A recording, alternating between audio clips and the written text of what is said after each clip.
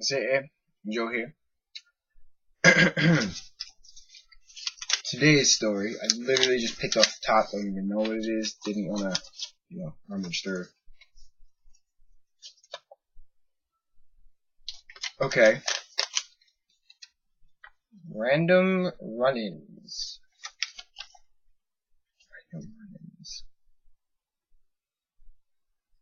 Okay, that's a good story. So, over the spring,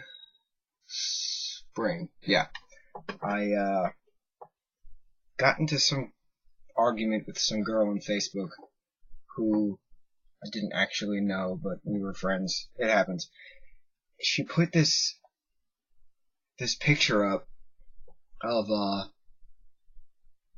she glued ladybugs on a cardboard box or something like that for some art class, and she puts this description in the description part, and she's like, this represents women's suffrage, there's no equality or something like that, you should feel depressed because women aren't treated right, whatever.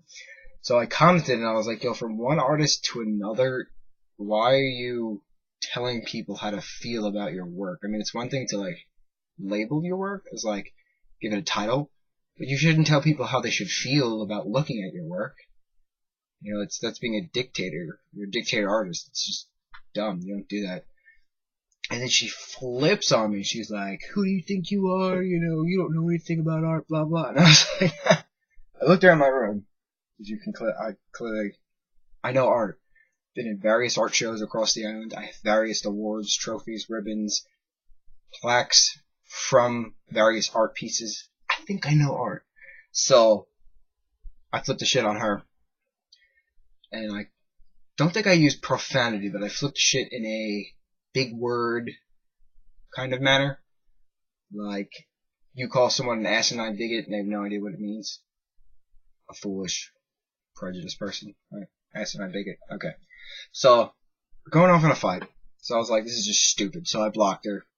Defriend. That's what you do in modern society. And then her boyfriend messages me.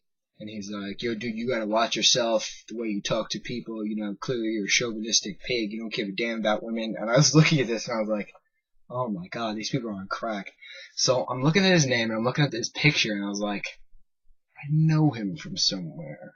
And then it turned out that he was a lifeguard at Gilgo who yelled at me and my friends at one point because we were building the monument between Gilgo and West Gilgo. Now this kid is from West Gilgo. West Gilgo has its own private beach. And you're not allowed to go to West Gilgo unless you live in West Gilgo. So he was a West Gilgo resident being a lifeguard at Gilgo Beach. A lot to take in, I understand. So he stops us and we're like, dude, we walked a mile west in between Gilgo and West Gilgo. Calm yourself. So he didn't know what to say, so he got so pissed and he was like, fine. But he's wearing his drug rug and he's got, sunscreen on his nose at that point, like the summer before. It was hilarious. So again, block, defriend that kid. Months go by, that wasn't a problem. I was just pissed off because I'm a really good artist. So for people to say I don't know art, you're just stupid. What's the expression from Workaholics? You don't like me, that's fine, I get it, but you're wrong and I hate you. Thank you, Adam Devine, for that. Devamp. Same kid. So, months go by, and beginning of July comes, and me and two bros go to the city to celebrate one bro's birthday. So we're in Hell's Kitchen on 9th Avenue between 47th and 48th, I think, or 48th and 49th. One of those streets. And we're at my favorite place.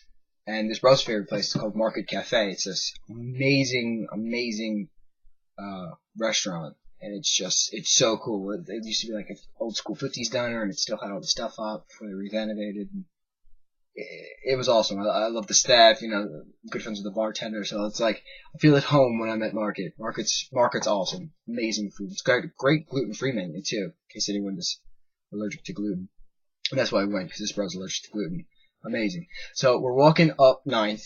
We're going through Hell's Kitchen, and then, eventually bank, I want to say on 55th, because we wanted to get to the Nintendo store across town at Rockefeller Plaza. So we're walking, and this girl, she's like a greeter at one of the restaurants, one of the Italian joints in Hell's Kitchen on 9th. And she looks at me and she stops. She like gets off her podium and she just stops me and she's like, "Oh my God, I had a fight with you on Facebook." Now I looked at her and I was like, okay, what did we fight about? Didn't recognize the girl. Like I said, I didn't really know her outside of Facebook, so I had no idea who she actually was or what her. I honestly have no idea what her name is. Still, no, I don't even care. But let's call it the nameless crazy girl. So she stops me. She's got this huge smile on her face. She's like, and I was like, and then the two guys are standing there just soaking it all in. So I was like, what did we fight about? She's like, oh, I put up a picture about some artwork and we had an argument about how I presented it. And I was like, oh, that girl. I rolled my eyes. I was like, so how's art going for you? And I honestly didn't care, but I didn't want her to stab me because she was crazy. Like the crazy eyes, the crazy face. She's like, oh, it's good, I think. I was like, okay. And I was like, listen, just wanted to tell you, your boyfriend tried to threaten my life, but he's an idiot, and I know him because he was a lifeguard at Gilgo who tried to threaten my life. So be careful with him. I was being very polite, very sincere, and she's like, yeah, I know, I didn't. He told me he got in contact with you. I didn't want him to. And I was like, it's cool. I get it. Stand up for the girlfriend. Great. But you're both wrong. So, good luck with life. And she's like, okay, thank you. And then she goes back to her podium. So then the bros and I walk.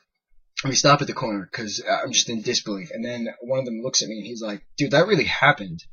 I thought you just make these stories up that people stop you in the street randomly to talk to you. And I was like, no. These things actually happen. People literally will come up to me to talk to me about something. All the time. Doesn't matter where we are in public. People stop me to talk to me. So the kid's brother was like, yeah, I'm glad we saw that because I didn't believe your stories. And I was like, why would I make stories up like that? Who can make up a story? I mean, many people can make up a story, but it can't be that convincing. And here you are, firsthand, that some random person we happened to run into someone randomly. There you go. Random run-in. That's where the title comes from. God, but then it was such a great rest of the day. We're all laughing about it. I took a picture of the intersection. 49th and 9th, I think? I don't remember. It's on Instagram somewhere from July of last year. Great time in the Nintendo store, in case anyone was wondering. Great time in the Disney store in Times Square. I've never old. Good stuff. Toys R Us. Love that Toys R Us. City's fun. So yes. If you want to fight with me, verbally, you're not going to win. Good luck. But yes, I encourage people to stop me on the street because it's fun to talk about things. And if I don't know you, or if we've talked and I don't remember you, don't feel bad because I meet people every day. So it's hard to keep track of things. Brush the shoulder off right there. Alright. On that note, stay in our brahies.